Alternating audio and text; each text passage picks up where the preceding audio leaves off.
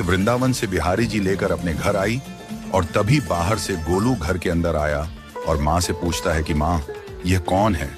तो मैया ने बोला, ये भगवान हैं और ये ही हमारे मालिक हैं। अब तो घर में जब भी कोई नई चीज बनती तो सबसे पहले बिहारी जी को भोग लगता। पहले यह सब चीजें गोलू को सबसे पहले मिलती थीं। इससे गोलू बहुत चिढ़ने लगा और मन ही मन ठाकुर जी को कोसने लगा।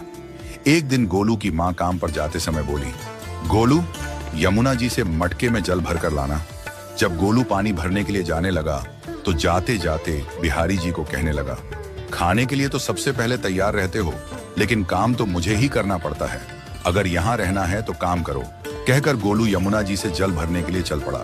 गोलू जब यमुना जी में जल भरने लगा तो उसने देखा कि यमुना जी के अंदर बिहारी जी विराजमान हैं और कह रहे हैं, ला गोलू, घड़ा हम भर देते हैं। गोलू उनको देखकर हैरान हो गया और बोला, नहीं नहीं, मैं अपने आप भर लूंगा। लेकिन ठाकुर जी ने उसके हाथ से घड़ा ले लिया और भर कर घर ले आए।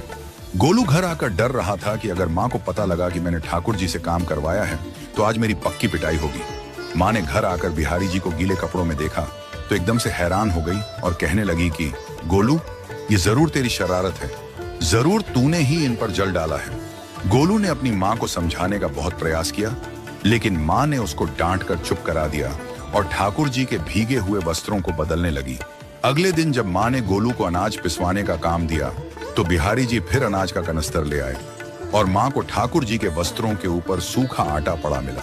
तो माँ ने फिर गोलू को डांटा कि तुझे पता नहीं कि ये हमारे भगवान हैं और तू भगवान के साथ शरारत करता है। आज तूने फिर इनके ऊपर आटा फेंका है।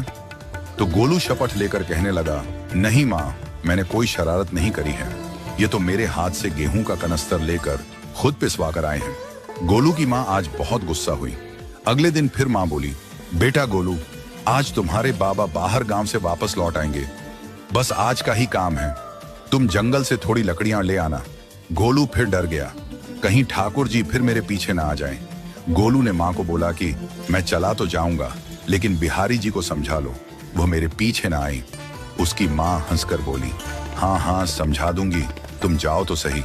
गोलू जल्दी जल्दी लकड़ियां लेने जंगल में चला गया और माँ काम पर चली गई। लेकिन उस दिन माँ काम से जल्दी वापस आ गई और देखा बिहारी जी अपनी चौकी पर विराजमान नहीं है। वह तो एकदम से घबरा गई कि कहीं गोलू की शरारत तो नहीं। वह भागी भागी जंगल की तरफ गई।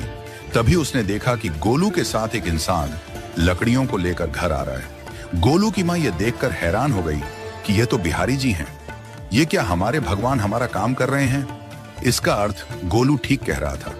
वह जल्दी जल्दी भागकर ठाकुर जी के पास गई और लकड़ियां उनके हाथ से लेते हुए उनके चरणों में गिरकर रोती हुई बोली, हे बिहारी जी, ये आप क्या कर रहे हो?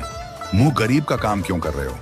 ठाकुर जी मुस्कुराते हुए बोले, हमें तो तेरे बेटे पर बहुत प्यार आता है। सब लोग हमें भगवान समझते हैं, लेकिन एक तेरा बेटा ही था जो हमको अपना मानता था।